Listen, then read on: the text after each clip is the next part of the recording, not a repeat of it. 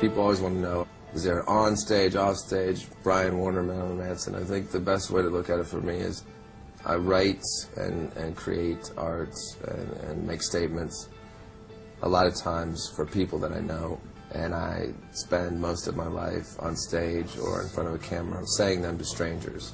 I've decided to, rather than separate myself from the world and decide I'm going to live in a fantasy world, I already do. If anyone at this point is questioning whether I'm crazy or not, if it's an act or not, it's an act of God, or it's a felony, or whatever it is. It is what it is. This is the gig, being me, but it's just Marilyn Manson, and that's just the easy word for it.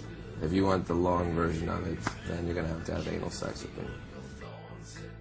I think people that are already fans of things that I've done can expect what I have now come to realize. I can do things on my own, and Twiggy has done things on his own, but together, no one can do what we do together, and everything happens for a reason, and I believe that more now than ever.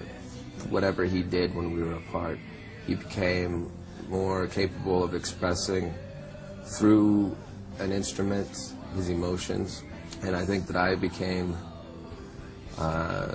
more aware of loss. Eat Me, Drink Me is a record that's hard for me to listen to now, not because it makes me sad. It just reminds me of an era where I was a broken person trying to repair myself, and I was maybe attaching myself to a Shakespearean concept of, if the world can accept me, then you know, I'm in love, and let's die together. And now I look back at that as cowardice. And the album begins with the song Devour, and that song was very hard to get to. Making the record was very easy once it was flowing. Making the music, we didn't even unpack our clothes when we started writing the music. We wanted it raw. Everything was initial instinct, first takes, no second guessing. If it happened, why question it? Why rethink it? And you know, the attitude of, what are they going to do, return it? What are you going to do, punish me?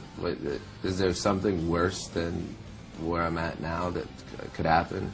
Is there a prison that is worse than the one I'm in, that I put myself in? This is the record we always wanted to make.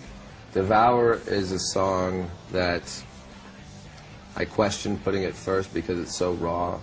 It's me telling the story about essentially what would have happened about 3 days before I sang it, which is a murder-suicide, which is the coming off of Eat Me, Drink Me. I can't make this world work. I can't make love work. So you say you want to die with me? Okay, let's go. But I'll kill you first because I don't trust you. And that's as much as I'll go into the story, but that's not metaphorical, that's honest.